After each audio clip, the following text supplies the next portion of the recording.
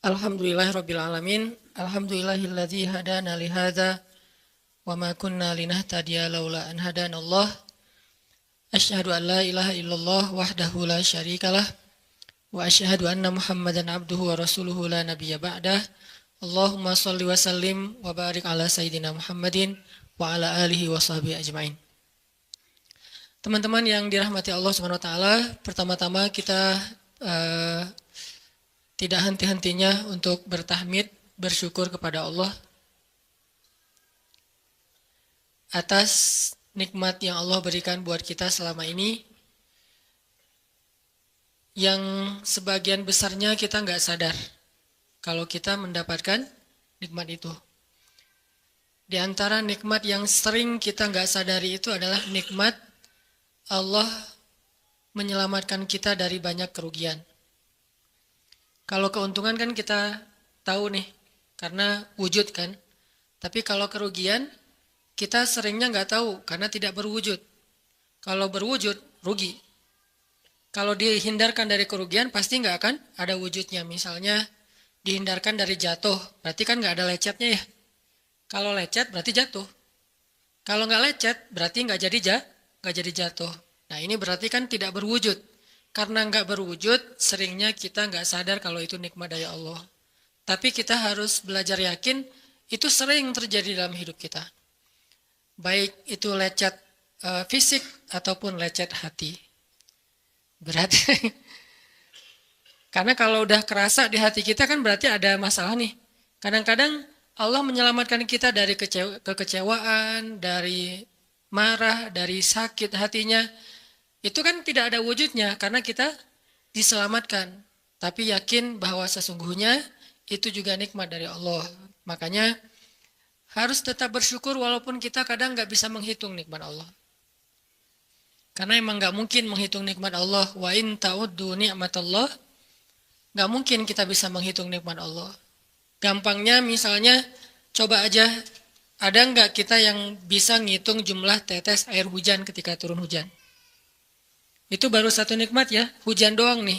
Bisa nggak ngitung berapa tetes air hujan yang jatuh ketika kita lagi musim hujan? Atau sekali hujan aja nih, setengah jam, berapa tetes? Nggak ada yang bisa ngitung. Itu aja nggak sanggup, apalagi nikmat-nikmat yang lebih besar. Nah, jadi tetap walaupun kita nggak sadar nikmat Allah apa, tapi kita pakainya bukan cuma dengan logika. Hidup saya kayaknya gini-gini aja, logikanya nih. Tapi kalau kita beriman, sebetulnya nggak gini-gini aja. Hidup kita tuh harusnya lebih parah dari ini nih. Hidup kita tuh harusnya banyak masalah. Cuman sebagian besar masalah udah Allah hindarkan. Udah Allah selamatkan kita dari masalah-masalah itu. Cuman dikasih sebagian kecil sebagai pengingat buat kita. Kadang-kadang kalau nggak dikasih masalah sama sekali, kita suka jauh dari Allah. Kan Allah kangen. Di antara hadis kangennya Allah kepada kita tuh, Allah kalau kangen kepada hambanya, dikasih ujian. Hamba yang kayak gimana? Hamba yang kalau nggak dikasih ujian, nggak deket sama Allah. Sehingga kalau Allah kangen sama kita, yang nggak deket sama Allah nih, suka lupa sama Allah, Allah kasih kita ujian. Tapi ujian yang dikasih juga, ujian yang insya Allah masih ketahan sama kita. Karena Allah nggak mau ngasih kita ujian yang mencelakai kita. Kalau itu terjadi namanya bukan ujian, tapi namanya azab. Dan insya Allah orang beriman gak dapat itu. Yang dapat kayak gitu tuh kelasnya udah kelas Firaun, Haman, Korun, Namrud ya. Abu Jahal, Abu Lahab itu kayak gitu tuh. Tapi kalau kelas orang muslim yang udah beriman cuman gak soleh-soleh amat, insya Allah yang dikasih bukan azab. Yang dikasih adalah ujian. Kenapa? Allah kangen dengerin curhat kita di sepertiga malam. Allah kangen ngeliatin kita menangis dan manja kepada Allah. Allah kangen kita bangun tengah malam atau sepertiga malam berdoa kepada Allah. Allah kangen kita berdiri dan sujud dengan waktu yang lama. Kadang-kadang sujudnya setengah jam, saking lagi berserah diri kepada Allah. Allah kangen, makanya dikasih ujian dikit. Tapi ujian yang dikasih ke kita tuh sedikit dibandingkan yang Allah hindarkan dari kita. Tapi mana buktinya dihindarkan? Kalau ada buktinya namanya nggak dihindarkan. Kalau sudah wujud namanya kena. Kalau nggak kena pasti nggak ada wujudnya. Terus gimana kita tahu? Kita mungkin nggak tahu, tapi kita bisa meyakininya, iman. Makanya yang dipakai bukan hanya logika, tapi juga iman. Karena Allah Subhanahu wa taala menyelamatkan kita siang dan malam. Kulla yaumin huwa fi sya'n. Itu ayatnya. Kulla yaumin huwa fi sya'n. Setiap hari Allah sibuk menyelamatkan kita. Salah satu tafsir dari kalimat fi sya'nin adalah Allah sibuk menyelamatkan kita. Setiap hari kulla yaum sibuk menyelamatkan fulan-fulan, sebanyak jumlah manusia, sebanyak itulah yang Allah selamatkan. Bukan cuma mukmin. Bahkan orang kafir juga kadang Allah selamatkan, cuman di dunia. Kalau di akhirat beda lagi ceritanya.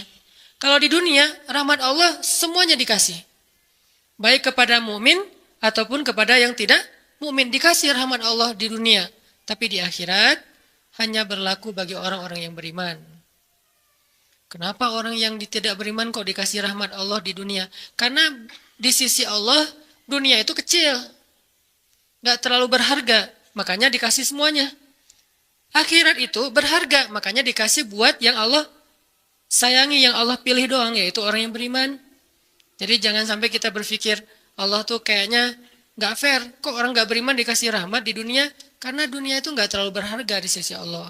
Seandainya dunia itu ada harganya walaupun sebelah sayap nyamuk, gitu kan hadisnya, gak akan Allah kasih itu dunia kecuali kepada orang beriman. Tapi berhubung lebih ringan daripada sebelah sayap nyamuk, dikasih kepada semuanya. Ibaratnya kalau kita ngasih, kayak ngasih lagi jalan gitu ya, naik angkot misalnya. Naik angkot, terus sama istri nih, naik angkot berdua. Terus pas turun angkot, harga angkotnya tuh misalnya 3.000. Udahlah kasih aja 5.000. Karena 2.000 yang kita kasih, nggak mungkin istri kita komplain. Kemarin aku minta nggak dikasih, nggak akan mungkin kan? Kenapa? Cuma 2.000. Tapi coba ngasih 100.000. Beda tuh. Karena dia sesuatu yang ringan, maka tidak perlu komplain. 2.000 doang, saya juga dikasih lebih dari itu. Harusnya kita sadar bahwa dunia itu 2.000-an. Dunia itu cuma 2.000-an. Gak terlalu berharga lah. Walaupun tetap butuh. Gak berharga juga butuh. Sehingga ketika ada orang yang tidak beriman dikasih 2.000-an kayak gini, kita yang beriman jangan sirik. Mending saya gak beriman kalau kayak gitu. Ternyata gak beriman juga dapat tuh banyak. Gak banyak, cuma 2.000-an. Ya kita mah dikasih lebih banyak dari itu. Cuman yang dilihat 2.000-nya. Bukan yang ratusan ribunya.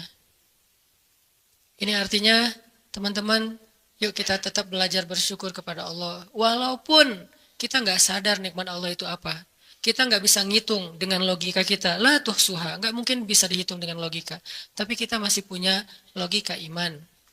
Yang kita yakin, kulla yaumin huwa fi sya'n. Setiap hari itu Allah ngasih nikmat buat kita.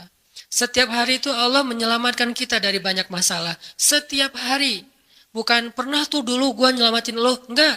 Setiap hari diselamatin. Kita ada orang yang kadang-kadang nyelamatin kita dari satu musibah. Itu kan berjasa dan kita kayak ngingat seumur hidup kan ya. Dianggap kayak orang yang paling berjasa dalam hidup kita. Dulu hampir putus gara-gara dia gak jadi. Gak jadi putus gitu. Nyambung lagi dalam bentuk yang halal misalkan ya. Berarti kan dia paling berjasa nih. Kalau gak gara-gara dia nih udah putus tuh. Kalau nggak gara-gara dia udah cerai nih. Alhamdulillah gara-gara si fulan, gara-gara ustadz itu, gara-gara teman saya, gara-gara orang tua, kita yang tadinya hampir bercerai, nggak jadi bercerai kan dia berarti berjasa banget dalam hidup kita, menyelamatkan rumah tangga. Allah menyelamatkan kita dari yang kayak gitu-gituan tuh kulla yaum, setiap hari.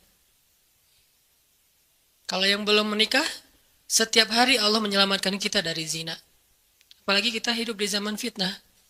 Apalagi kita hidup di kota besar kayak di Bandung. Yang fitnahnya mungkin lebih besar daripada di desa. Dengan mudah kita bisa terjerumus ke dalam dunia-dunia yang kayak gituan. Mudah banget. Tapi setiap hari diselamatin. Besok diselamatin lagi. Lusa diselamatin. Walaupun seringkali Allah pengen nyelamatin kita, kitanya aja yang kekeh gak mau diselamatin. Udah jatuh, Allah selamatkan dari apa? Dari makin terpuruk. Kadang-kadang kan jatuh ketiban tangga nih. Jatuh doang gak ketiban tangga. Allah selamatkan. Kalau nggak diselamatkan 100%, minimal diselamatkan sebagiannya. supaya kita nggak benar-benar hancur. Itu sering. Yang pernah merasakan masa-masa kelam di masa lalunya, harusnya kan ketika kita dulu kayak gitu, kita mungkin udah mati kali ya. Yang sering tawuran misalnya, yang sering tarung di jalan, alasan hanya alasan sepele gitu. Kayak kemarin saya pas ke Jakarta ada acara di daerah Bintaro tuh, lagi jalan, ada tawuran pelajar. Pada bawa golok, bawa samurai, bawa celurit, segala macam. Kita agak-agak kaget karena kita platnya plat D gitu kan. Agak bahaya nih di Jakarta soalnya. Langsung kita gimana nih plat D, masa mau ditutup pakai tangan, nggak mungkin kan ya, mobil. Akhirnya la haula aja. Coba bayangin, mungkin sebagian kita pernah ngalamin masa kayak gitu dan mungkin lebih parah. Yang kayak gitu-gitu mah udah jadi kayak sarapan lah. Kalau nggak makan siang. Kayak gitu-gitu, udah sering. Kenapa masih bisa selamat dan sekarang bisa duduk di masjid? Kalau bukan karena Allah menyelamatkan kita. Jadi kalau ada yang cerita ke saya tuh tentang pengalaman masa lalunya yang luar biasa kelam, saya tuh selalu bukan takjub ke dianya, takjub ke Allahnya. Bukan takjub karena dia bisa berhijrah, takjub karena Allah masih menyelamatkan dia dan menghijrahkan dia. Sehingga ketika dengar cerita kayak gitu, yang kita ucapkan adalah, Masya Allah, Alhamdulillah. Bukan, wah hebat lo ya, dulu pernah bunuh orang, pernah ini, pernah semua dosa pernah gue lakuin dah. Itu nggak perlu bangga, karena kalau dia nggak diselamatin Allah, dulu udah celaka dengan dosa-dosa itu. Tapi karena Allah selamatkan, akhirnya dia diberi kesempatan. Bikin dosa, dibiarin sama Allah. Bikin dosa, dibiarin. Bukan dibiarin berbuat dosa, dibiarin supaya dia kembali kepada Allah, dikasih kesempatan. Dan itu nggak sehari, bertahun-tahun kan kita kayak gitu. Masih aja Allah biarin. Masih Allah kasih kesempatan. Ini artinya teman-teman, benar, kulla yaumin huwa fi sya'an. Setiap hari itu Allah selalu jagain kita. Setiap hari itu Allah selalu nyelamatin kita dari banyak masalah. Kalau yang udah nikah, mungkin di hari-hari pertama atau tahun-tahun pertama, nih pengalaman pernikahan ya. Ya nggak apa-apa deh. Sedikit lah ya, saya emang nggak terlalu berpengalaman. Ada yang lebih berpengalaman dari saya lah ya. Ada sedikit pengalaman. Biasanya orang yang baru nikah ujiannya itu 3 tahun pertama. Kalau dia bisa ngelewatin masa 3 tahun pertama, insya Allah agak lebih mudah ke depannya. 3 tahun pertama ini paling berat. Apalagi kalau dia nikahnya, alhamdulillah nggak pacaran. Kalau pacaran kan ujiannya udah sebelum nikah udah banyak ujian ya. Pas sudah nikah ya udah selesai. Bukan udah selesai ujiannya, udah nggak ada yang perlu udah hambar aja. Udah plain ya. Pernah gitu Ustaz? Enggak sih. Untung ya, untung. Alhamdulillah nggak pakai pacaran. Soalnya yang pacaran diputusin melulu. Jadi yang udah pacaran lama, pas udah nikah, kita mau ngapain lagi ya? Kayaknya udah semua ya. Oh iya, udah semua. Bulan madu dari dulu juga udah sering. Kan udah agak-agak plain gitu kan. Tapi kalau yang belum nikah, belum pacaran, nikah nih. Jadi kayak benar-benar baru pacaran, cuman ada konsekuensi lain yang mungkin ini jadi kayak semacam ujian lah biar sabar. Masa-masa adaptasi, masa-masa saling mulai mengerti, oh ternyata kamu tuh kayak gini dan segala macam. Apalagi kalau baru nikah langsung LDRan, kan berat banget tuh. Nikah LDRan, pacaran LDRan aja berat. Benar gak sih? Nggak ngaku. Pacaran LDRan aja berat, apalagi nikah LDRan. Kenapa? Pacaran itu kan masih banyak pantangan. Nikah kan udah masih banyak ibadahnya. Tapi nggak boleh ibadah, coba gimana? Nggak sengsara tuh. Merana kan? Harusnya boleh, tapi nggak boleh. Yang tadinya nggak boleh aja sengsara, apalagi udah boleh. Nah ini artinya setiap hari dalam tahun-tahun pertama pernikahan, kita bisa aja mengatakan, udah deh, saya talak kamu. Apalagi laki-laki. Kalau nggak sabar dikit, keluar kata-kata talak. Kalau udah keluar, nggak bisa ditarik lagi tuh. Karena kalimat itu walaupun guyon, tetap kena kan. Guyon aja kena, apalagi serius. Nggak usah, saya waktu itu lagi dikuasai amarah. Emang ada yang cerai dalam keadaan nyaman? Kita talak yuk, gitu. Nggak ada kan. Yang namanya cerai pasti marah tuh. Jadi nggak ada istilah gara-gara marah terus talaknya nggak berlaku, nggak. Maksud marah yang nggak berlaku talak itu kalau sampai hilang akal. Tapi rata-rata kita masih berakal sih walaupun marah juga. Karena ada orang yang marah tuh kemudian dia jadi kayak orang yang gila gitu gara-gara marahnya itu hilang akal. Tapi kalau masih berakal, masih mukallaf, masih bisa berpikir, Ya namanya cerai nggak ada yang nggak marah. Yang namanya cerai pasti marah. Say, apa? Aku talak kamu. Nggak ada. Udah talak manggilnya say. Udah gitu pakai emoticon yang love love love gitu. Tapi talak kan agak-agak klise ya. Nggak ada. Pasti emoticonnya tuh berderai-derai atau hatinya terbelah kan gitu kan ya. Lagi rame soalnya tuh yang kayak gitu-gitu. Cie. Ini artinya bahwa yang namanya talak nggak ada nyamannya. Pasti lagi marah. Dan tetap berlaku teman-teman. Kalau nggak Allah membimbing lisan kita, mungkin hari kedua udah talak tuh. Kalau Allah nggak membimbing hati kita, mungkin bulan pertama udah talak. Berarti kulla yaumin huwa fi sya'an. Sebetulnya kalau dengan logika iman, harusnya kita yakin. Setiap hari itu Allah pasti nyelamatin kita. Setiap hari. Cuman karena udah diselamatin jadi nggak ketahuan. Kalau nggak diselamatin ketahuan. Tadi mau jatuh di jalan nih, naik motor nih. Mau keserempet, harusnya jatuh. Tapi nggak jadi keserempet. Atau keserempet dikit nggak jatuh. Kan kita suka lupa kalau kayak gitu kan ya. Kalau udah jatuh baru ingat. Kan saya tadi udah baca bismillah, kenapa masih jatuh? Gitu kan? Tapi kalau nggak jatuh, kita lupa bahwa ternyata perjalanan kita itu dilindungi oleh Allah. Sehingga kalau udah sampai bilang, Alhamdulillah. Jadi banyak yang kita nggak bisa ngitung. Karena memang tidak terjadi. Kenapa nggak terjadi? Allah yang menyelamatkan kita. Kulla yaumin huwa fi sya'an. Sehingga tetap walaupun mungkin kita nggak ngerasain, bilang aja Alhamdulillah, Alhamdulillah setiap hari aja gitu.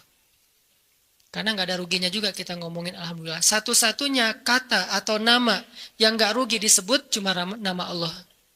Dan satu-satunya nama yang rugi kalau disebut nama mantan. Itu nggak enak banget nyebutnya. Kadang-kadang lagi ngobrol sama teman atau lagi kenalan di dalam kampus nih ya, atau kelas anak baru ceritanya. Kan kenalan nih. Dipanggil nama sama guru satu-satu. Pas ada satu nama misalnya namanya siapa gitu kan ya.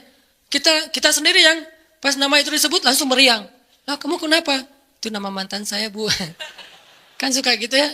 Sampai ada nama jalan bisa buat dia kegeeran sendiri. Saya pernah di Masjidil Haram ada salah satu nama gate. Nama gate tuh. Bukan gate Masjidil Haram ya. Kalau gate Masjidil Haram semuanya nama cowok. Kan gak mungkin saya punya mantan cowok kan. Salah satu gate di hotel lah. Itu namanya tuh nama, pokoknya gak usah disebut, ketahuan ntar. Di stalking lagi ya. Ada salah satu gate di hotel besar kayak Zam-Zam Tower gitu. Gate-nya tuh namanya nama seseorang. Pas ngeliat tuh, hah, gitu doang. Coba bayangin. Nama aja bisa bikin kita, calangap? Nama, coba. Jadi satu-satunya nama yang kalau disebut itu bikin kita gak nyaman, itu nama muatan. Dan satu-satunya nama yang kalau disebut bikin kita dapat kebaikan cuma nama Allah Subhanahu wa taala. Setelah itu baru nama Muhammad sallallahu alaihi wasallam. Makanya nggak ada ruginya lah bilang bismillah, innalillah, astagfirullah, masya Allah, subhanallah dan segala macam yang ada kata Allahnya. Sehingga Nabi bilang segala sesuatu yang di dalamnya ada nama Allah maka diberkahi.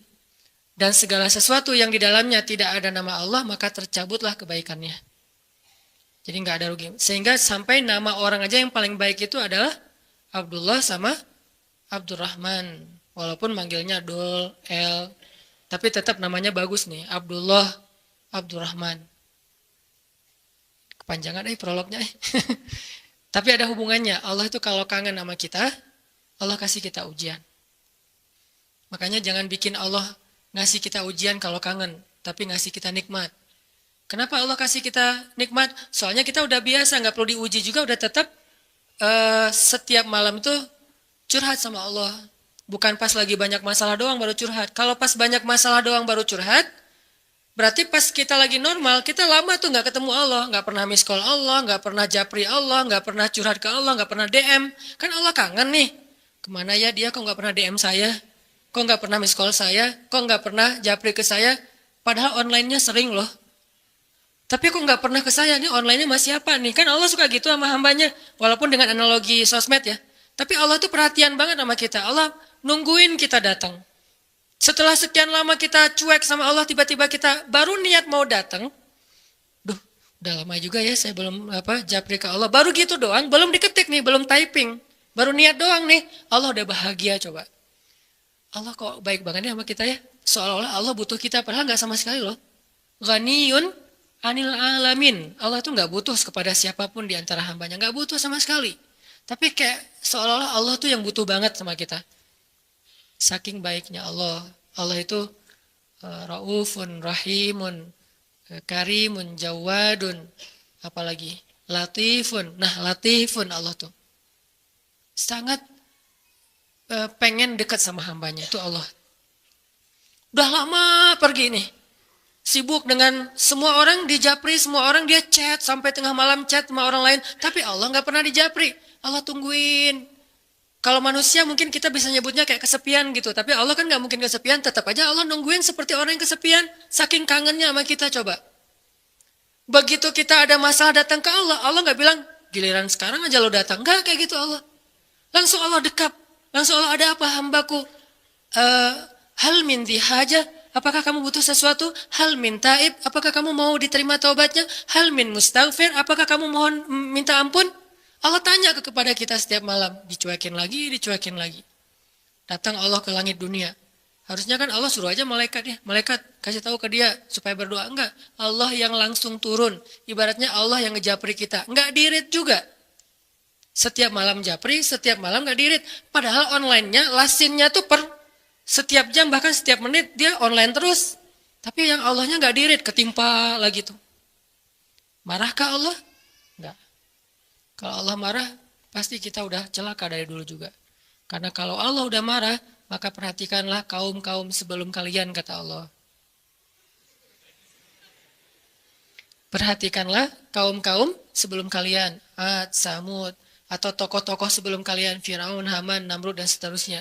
Perhatikan kalau Allah udah marah nih.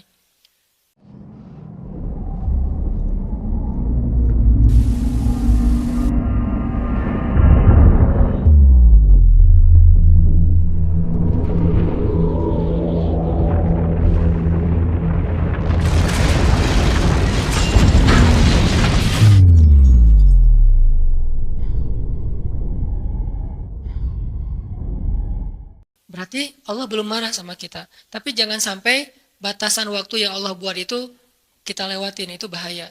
Karena kalau Allah sudah menentukan waktunya, nggak bisa ditolak lagi sama kita.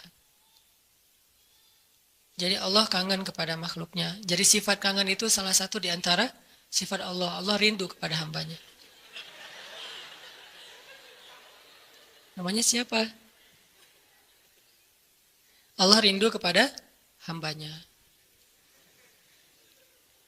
Sehingga kalau Allah aja kangen sama kita kangen gak sih sama Allah?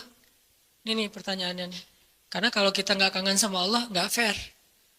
Kenapa gak fair? Allah kan gak pernah dapat kebaikan apa-apa dari kita. Kok kangen sama kita? Berarti Allah kangennya tulus.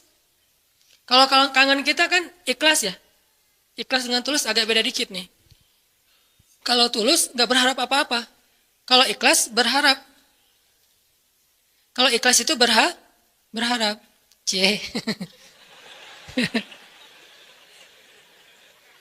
Sampai anak kecil juga ya, subhanallah ya.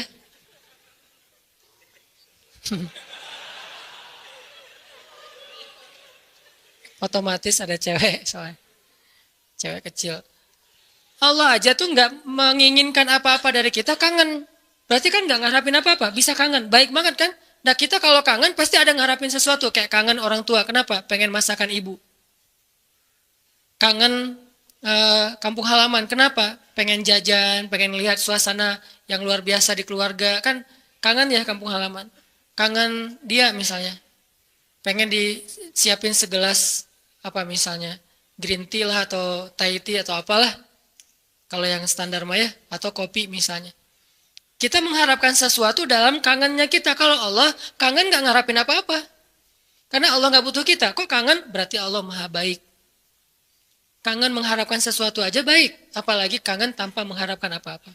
Dan yang lebih luar biasanya lagi, Allah bukan cuma gak mengharapkan apa-apa. Kangen pengen ngasih sesuatu kepada kita. Kangen pengen ngasih sesuatu untuk kita. Itu kangennya Allah. Mirip dengan kangennya ibu. Walaupun gak sama, pasti Allah lebih. Kangennya ibu tuh pengen masakin buat kita loh. Kangennya kita ke ibu, pengen masakan ibu. Beda kan? Jadi jangan merasa lebih baik daripada ibu kita ya. Karena realitasnya, jujurnya mah, kita kalau kangen ibu karena pengen dimasakin. Ibu kalau kangen kita karena pengen masakin. Jarang ada ibu kangen karena pengen masakan dari kita. Kan kita nggak bisa masak, kecuali chef lah ya.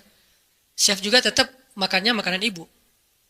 Walaupun mungkin dia jago dalam masak, tapi ada sentuhan mukjizat dari seorang ibu yang memang nggak bisa dipakai bumbu. Itu lebih ke perasaan, ketulusan cinta. Beda pasti itu. Ibu saya tuh kalau masak, mungkin banyak ibu-ibu lain atau siapapun perempuan yang masaknya tuh enak. Tapi tetap aja kalau yang dimasak oleh ibu tuh beda. Nggak tahu gimana, nggak bisa dijelasin aja pokoknya, beda. Gitu juga yang dimasakin oleh istri.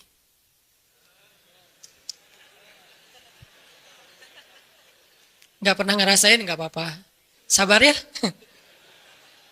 Ibu aja dulu lah, puas-puasin ya. Karena ibu tetap aja seseorang yang luar biasa.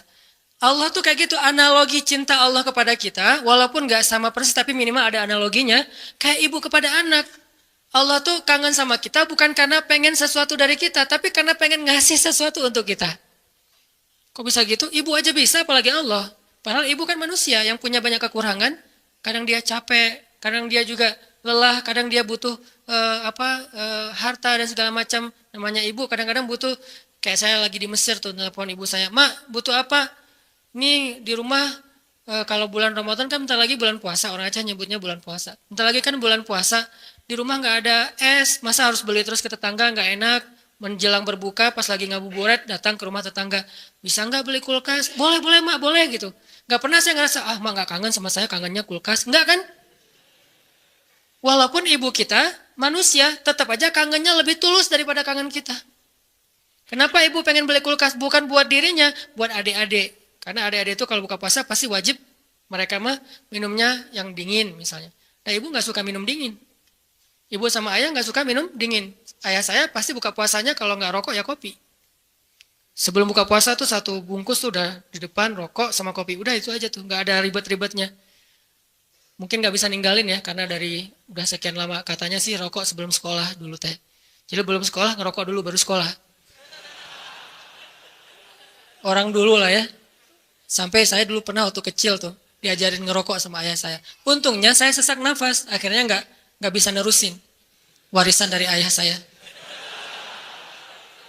Kan dulu mah suka nonton Dunia Dalam Berita gitu kan, masih TV hitam putih dunia. Ah ketahuan usianya Dunia Dalam Berita pasti banyak yang nggak tahu Dunia Dalam Berita itu apa. Anak zaman now lah. Dulu tuh ayah saya ngerokok sambil nonton Dunia Dalam Berita. Terus tahun sekali G30 SPKI kan nonton. Saya di sebelahnya. Ya, coba dong. Wes. Jadi kita kompak tuh berdua tuh. Wes. Satu batang berdua, sisanya satu bungkus sendiri dia. Jadi bukan karena pengen minum air dingin, ayah dan ibu saya beli kulkas, justru buat adik-adik. Berarti tetap aja tulus. Terus, mak butuh apa? Nih adik-adik belum sekolah, mak butuh apa? Nggak pernah minta untuk dirinya sendiri. Mama nih mau lebaran nggak ada baju baru, nggak pernah, pasti untuk adik-adik. Kenapa nggak untuk saya? Mungkin dianggap saya udah mampu sendiri, udah mandiri, jadi udah nggak perlu dikasih-kasih. Artinya dalam cerita ibu kita bisa melihat kebesaran Allah.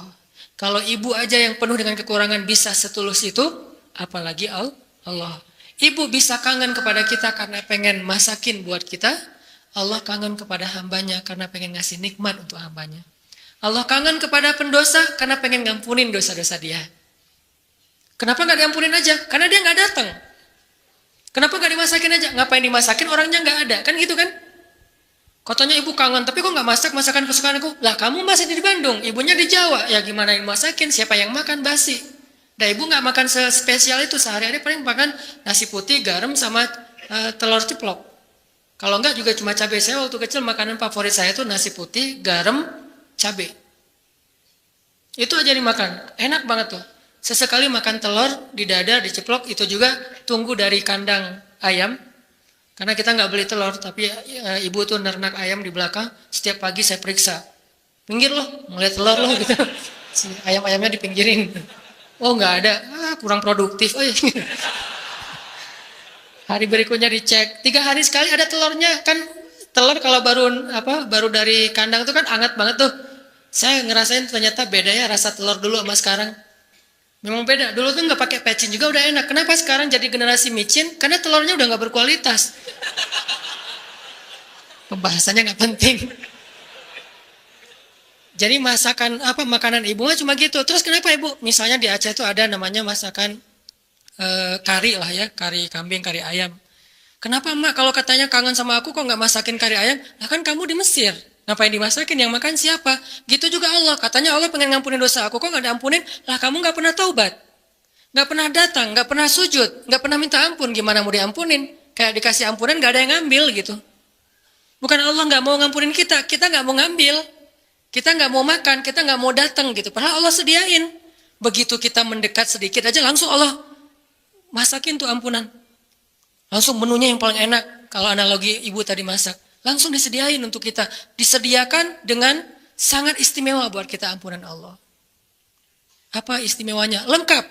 Lengkap gimana? Dosanya, semua dosa diampuni. Semua dosa tuh ada tuh. Dosa A, B, C. Ampuni semuanya. Taubat diterima dengan seolah-olah kita tuh udah orang paling suci. Kan orang yang paling suci itu orang yang baru bertaubat kan? Orang yang paling suci itu orang yang bukan banyak amal soleh. Itu orang yang paling banyak pahalanya. Tapi orang yang paling suci justru yang pertama bertaubat itu paling suci. Setelah itu mungkin udah mulai agak mix lagi nih. Udah ada dosa, ada pahala. Tapi baru-baru taubat itu saat yang paling suci setelah kita dilahirkan oleh ibu kita. Kita udah jauh dosanya udah kayaknya kalau di dosa itu jadi titik-titik di hati kita. Bukan hati kita doang yang hitam, seluruh tubuh kita udah hitam. Karena udah nggak ada tempat lagi di hati, saking banyaknya dosa. Kalau seandainya dosa itu satu titik pulpen, terus setiap kita buat dosa tuh jadi tinta sekecil ujung pulpen itu di hati kita, kayaknya bukan hati kita doang yang udah hitam. Seluruh tubuh kita juga udah hitam. Bukan cuma tubuh kita, sampai area di sekeliling kita tuh udah hitam saking banyaknya dosa. Soalnya di hati udah nggak ada tempat kosong untuk nitik-nitik kayak gitu. Akhirnya taruh di tangan, jadi tato semuanya terus di lantai. Saking banyaknya dosa kita. Begitu kita datang kepada Allah, belum beramal soleh, baru mau datang. Astagfirullahaladzim, langsung Allah sediakan menu istighfar, taubat dengan menu yang sangat istimewa. Jadi Allah tuh kangen kepada pendosa karena pengen ngampunin dosanya. Kangen kepada orang yang banyak masalah karena pengen ngasih solusi dalam masalahnya. Kangen kepada orang yang udah berbuat amal soleh karena pengen mengangkat derajatnya. Jadi kangennya Allah itu untuk kita. Kangennya kita untuk diri sendiri. Walaupun boleh-boleh aja kangen untuk diri sendiri. Sama kayak kita boleh kangen sama ibu. Ibu kita gak akan balikin, kamu mah cuma kangen masakan mama, gak kangen sama mama. Gak ngomong gitu kan ibu kita mah. Ya udah pulang atuh nak. Gitu. Ya udah cepat pulang biar mama masakin. Mau masakin apa nih? Saya sering kalau dulu kan di pesantren pulangnya seminggu sekali karena pesantrennya dekat rumah di satu kota gitu. Setiap hari Sabtu pulang, hari Minggu sore udah balik ke pesantren. Itu setiap hari Sabtu ibu tuh pasti masakannya spesial tuh. Bang, pulang jam berapa? Jam 4 sore mah. Ya udah nanti mama masakin jam 3 biar hangat pas abang datang. Kadang-kadang macet atau naik angkotnya penuh karena sore itu angkot selalu penuh. Datangnya jam 7, diangetin lagi sama mama. Kenapa tadi nggak jam 4 udah mama masakin? Disiapin sama ibu. Nggak pernah ibu bilang, kamu mau pulang cuma untuk masakan, bukan untuk ibu. Nggak pernah ngomong kayak gitu. Gitu juga Allah. Allah nggak pernah ngomong kayak gitu, kamu mau datang karena udah banyak dosa, bukan untuk saya kan? Nggak gitu. Memang kita datang kepada Allah pengen diampuni dosa. Memang kita datang kepada Allah karena butuh. Dan butuhnya kita kepada Allah bentuk dari yakinnya kita. Gak boleh kita bilang saya gak butuh Allah. Saya mah memang datang karena cinta. Gak gitu. Itu mah terlalu naif menurut saya. Saya gak butuh surga. Saya gak takut neraka. Naif banget sih. Gak takut neraka. Gak butuh surga. Seolah-olah harta yang berharga di sisi Allah itu gak butuh gitu. Sombong banget kita kalau bilang gak butuh surga. Sombong banget kita kalau bilang gak takut neraka. Malaikat Jibril aja takut neraka. Pernah malaikat Jibril nangis luar biasa. Kayak orang habis diputusin nangisnya teh. Nangis banget tuh, didatengin sama Nabi Muhammad, Jibril, kunaon gitu. Kenapa gitu, Jibril kok nangisnya kayak gitu-gitu amat. Ini ya Rasul, saya teringat tentang neraka.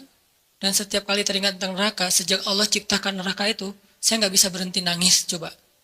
Malaikat aja yang lebih keren dari kita, dzu quwwatin. Ya, malaikat itu kan paling kuat tuh, Jibril. Yang bilang malaikat Jibril kuat, Allah bukan kita. Berarti kuat banget nih, tapi takut neraka. Dan kita bilang gak takut neraka, sombong namanya. harus takut neraka, harus pengen surga, dan tetap cinta kepada Allah. Dan itu nggak bertabrakan tuh. Cinta, takut, berharap, itu semuanya bagian dari kebaikan. Teman-teman yang dirahmati Allah Subhanahu Wa Taala, tadi kita sampai kepada pembahasan analogi gimana rindunya Allah, kangennya Allah kepada hambanya. Itu analogi yang mungkin agak mendekati, walaupun gak pernah ada yang sama dengan Allah pastinya, adalah kangennya ibu kepada anaknya. Jadi kalau kangennya ibu kepada kita itu pengen masakin. Kalau kangen kita kepada ibu pengen dimasakin. Itu bedanya tuh. Jadi jangan berpikir ketika Allah kangen sama kita, Allah butuh kita, enggak. Justru Allah kangen sama kita karena pengen ngasih ke kita kebaikan-kebaikan. Allah kangen kepada pendosa bukan kangen karena dia orang soleh, enggak. Karena Allah sayang sama dia. Bukan karena, kok pendosa dikangenin? Bukan, itu mah kita yang hitung-hitungan. Makanya jangan menganalogikan Allah kayak kita. Seperti kita bilang, kan suka ada yang ngomong gini, ke Allah mah nggak usah banyak minta, nggak enak, mending beribadah aja. Emangnya Allah tuh akan berat kalau kita minta? Kan enggak. Justru meminta kepada Allah itu ibadah. Jadi makin banyak berdoa itu makin banyak pahala. Karena berdoa dalam agama kita itu bagian dari ibadah. Cuman namanya bukan ibadah muqayyad. Ibadah muqayyad itu kayak sholat 5 waktu, udah jelas waktunya, jelas cara-caranya. Ibadah mutlak. Arti mutlak itu lebih bebas. Kapan aja, yang dibaca bisa apa aja, bahkan kadang-kadang agak-agak capruk dikit dalam berdoa mah nggak masalah ya. Kenapa dia capruk? Karena nggak hafal bahasa Arabnya. Akhirnya yang didoain sebisanya dia aja, nggak apa-apa semampunya. Jadi berdoa kepada Allah itu ibadah dan Allah senang banget dimintai. Sampai Allah tuh ngerasa malu kalau ada yang meminta, terus kita Allah nggak mengabulkan, Allah malu tuh. Allah punya malu, justru Allah maha pemalu. Banyak hadis-hadis Allah pemalu kan? Di antaranya kayak hadis Nabi pas Utsman datang ke rumah Nabi dalam keadaan Nabi sakit. Pas Abu Bakar datang, Nabi nggak pakai baju atau pakai baju tapi nggak terlalu rapi gitu, biarin aja. Umar biarin aja. Begitu Utsman yang bilang salam, Nabi langsung rapi-rapi. Udah semuanya rapi, baru Utsman dibukain pintu. Ditanya kok gitu-gitu amat sama Utsman? Nggak, kita mah nggak gitu. Kata Nabi, jangankan saya, Allah aja malu kepada Utsman. Terus Allah juga malu dalam hadis Nabi, sesungguhnya Allah malu kalau ada hambanya mengangkat kedua tangannya. Ini juga dalil bahwa berdoa boleh mengangkat tangan, jadi nggak perlu diperdebatkan lah. Nggak angkat tangan boleh, menelunjuk juga boleh. Nelunjuk jangan pakai analogi culture manusia. Kalau culture manusia gini tuh merintah kan ya. Tapi kalau culture agama ini bukan merintah, cuma Allah doang yang saya berharap gitu maksudnya. Doa kok gitu sih, kayak merintah Allah. Enggak, ini mah pakai perasaan kita. Kalau pakai perasaan agama mah enggak gitu. Kan Nabi kadang berdoa gini, kadang berdoa emang enggak pakai ngangkat tangan. Kapan tuh? Kayak pas naik kendaraan, kan enggak mungkin di atas onta gini kan. Agak-agak gimana gitu. Atau pas mau makan, tapi pas mau makan bismillahirrahmanirrahim. Walaupun boleh ditambah Allahumma lakasumtu misalnya. Ya, atau Allahumma barik lana. Asal enggak bismillahirrahmanirrahim amutu ahya. Kan nggak harus gini, boleh juga gini, boleh nggak sama sekali. Kadang Nabi juga berdoa dengan mengangkat tangan. Buktinya, sesungguhnya Allah malu. Kalau ada hambanya mengangkat kedua tangannya, lalu Allah tidak mengabulkan permintaannya, kan Allah malu nih. Bisa juga Nabi ngangkat tangannya nggak gini, tapi gini. Kapan? Pas perang Badar. Kalau kita pas besok mau ngelamar. Jadi perang Badarnya kita nih, jomblo nih. Lamaran, itulah perang Badarnya kita. Apalagi menghadapi calon mertua yang berkumis tebal teh kan. Itu berarti menghadapi musuh yang lebih kuat daripada kita kan ya. Butuh mukjizat lah itu mah. Sehingga doanya malamnya kayak gini. Pas sudah diterima gini lagi. Itulah kita. Artinya teman-teman jangan ngelihat Allah seperti kita ngelihat makhluk. Tapi pasti Allah lebih baik daripada makhluknya. Pasti. Bahkan gak bisa dibandingin. Kalau ada ayat-ayat kayak analogi itu bukan perbandingan, lebih kepada analogi supaya kita bisa berpikir. Dan memang Islam itu mengajarkan kita dan melatih kita berpikir, afala ta'qilun, afala la'allakum tadhakkarun, tatafakkarun, dan berpikirlah. Am hasibatum falyanzuru, semuanya tentang berpikir. Jadi kalau ada istilah, udahlah nggak usah dipikir-pikirin, udah taat-taat aja. Taat tapi berpikir. Jangan taat nggak berpikir. Karena agama ini agama milik orang-orang yang cerdas, dibawa oleh orang yang paling cerdas di muka bumi. Dan kecerdasan itu di sini. Tapi kecerdasan doang nggak cukup, harus dipadukan dengan keimanan. Baru namanya Rabbaniyah. Nabi itu cerdas banget loh. Saking cerdasnya Nabi, turun ayat 1 juz kehafal sama Nabi. Jibril datang, Muhammad, dengarkan, didengarin sama Nabi. Al-An'am kan, 1 juz lebih sedikit, 11 lembar kan, 1 juz 10 lembar. Nabi dengerin, Jibril baca, udah selesai Jibril baca, Jibril naik ke langit, Nabi udah hafal. Nabi kasih tahu ke sahabat, udah turun ayat kepada saya yang lebih baik, yang lebih saya cintai daripada langit dan bumi, yaitu yang dibuka dengan Alhamdulillah. Sahabat Ibnu Mas'ud bilang, saya udah hafal ya Rasulullah. Ini lagi sifat tawadunya Rasul. Rasul nggak bilang, emang lo doang, gue juga gitu. Enggak, saking tawadunya Rasul. Rasul malah kayak, seolah-olah beliau nggak bisa gitu, saking menghargainya. Ini namanya ra'fah. Kalau kita kan suka ngeremehin orang, kalau Nabi nggak ngeremehin orang, walaupun beliau pasti di atas rata-rata. Oh gitu Abdullah, coba-coba gitu. Kayak beliau tuh nggak bisa kayak gitu. Abdullah pede kan? Wah bisa. Tapi Abdullah tahu lah, Nabi pasti hafal karena Nabi nggak bisa baca. Kalau Abdullah mengulang hafalan itu dari Nabi mendengar, gimana kalau Nabi nggak hafal? Kan Nabi membacakan dulu di antara para sahabat. Nggak ada satu huruf pun yang salah yang dibacakan Nabi. Padahal cuma sekali dengar nih. Berarti Nabi itu orang cerdas. Hafalannya kuat. Dan lagi-lagi jangan ngelihat kecerdasan hanya dengan bisa baca tulis. Karena kalau kita pengen baca sejarah, bacalah dengan analogi, dengan persepsi sejarah. Jangan baca sejarah dengan persepsi kekinian, itu keliru. Saya nggak bilang salah ya, keliru. Karena salah dan keliru itu beda. Kalau salah dalam bahasa fikih namanya batil. Benar, hak. Kalau keliru, khata, benar, sawab. Itu keliru. Kalau kita membaca sejarah, tapi pakai persepsi kekinian. Contoh, katanya pintar, tapi kok nggak bisa baca tulis? Karena di zaman sekarang, pintar itu dilihat dari kemampuan membaca dan menulis. Di zaman dulu, culture-nya belajar itu nggak lewat baca tulis. Di zaman Nabi dulu belajarnya lewat menghafal. Jadi orang yang pintar di zaman itu adalah yang bagus hafalannya. Orang yang pintar di zaman sekarang adalah yang paling pintar nulis dan membacanya. Bahkan zaman now mah udah nggak baca tulis. Udah lebih ke aplikasi. Udah lebih ke otak-atik. Bahkan kadang-kadang nggak aplikasi, googling aja. Saking simpelnya. Jadi orang yang mungkin sekarang dianggap agak kekinian, nggak pintar lagi istilahnya kekinian. Kalau dia dengar ceramah, udah pakai misalnya streaming, atau kalau dia lihat langsung dia pakai recording. Kalau dulu nggak pakai recording aplikasi, recordingnya di sini. Sehingga culture, model belajar di zaman Nabi dengan zaman sekarang berbeda. Sehingga kita nggak boleh menjudge sejarah dengan persepsi kekinian, itu nggak boleh. Sama kayak kita menjudge Nabi menikah dengan anak di bawah umur, dengan persepsi kekinian. Memang 12 tahun itu atau 11 tahun di zaman sekarang itu di bawah umur. Tapi di zaman itu coba kita baca sejarahnya lebih lengkap deh. Aisyah sebelum dilamar sama Nabi itu udah khitbahan loh. Udah jadian. Sama siapa? Sama anak seorang laki-laki yang belum beriman. Namanya anak Mut'im bin Adi. Mut'im bin Adi ini salah satu orang kafir tapi pelindung Nabi kayak Abu Talib. Setelah Abu Talib wafat yang gantiin Abu Talib itu Mut'im namanya. Mut'im bin Adi.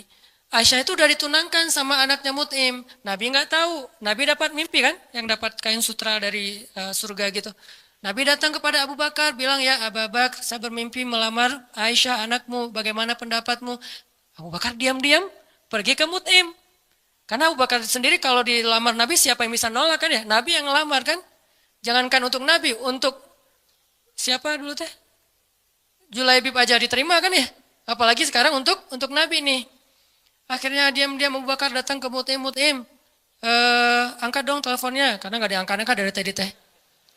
Pas diangkat, udah apa Abu Bakar? Ini ada masalah nih, yuk kita ketemuan. Ya udah di kafe mana? Itu dekat SM aja gitu. Ketemuan kata Abu Bakar, Mut'im nih gimana nih, saya galau berat. Saya gak enak sama kamu. Emang ada masalah apa? Kan kita udah lama berteman. Biasa aja lah gitu.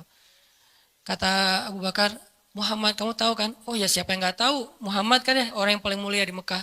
Dia ngelamar Aisyah.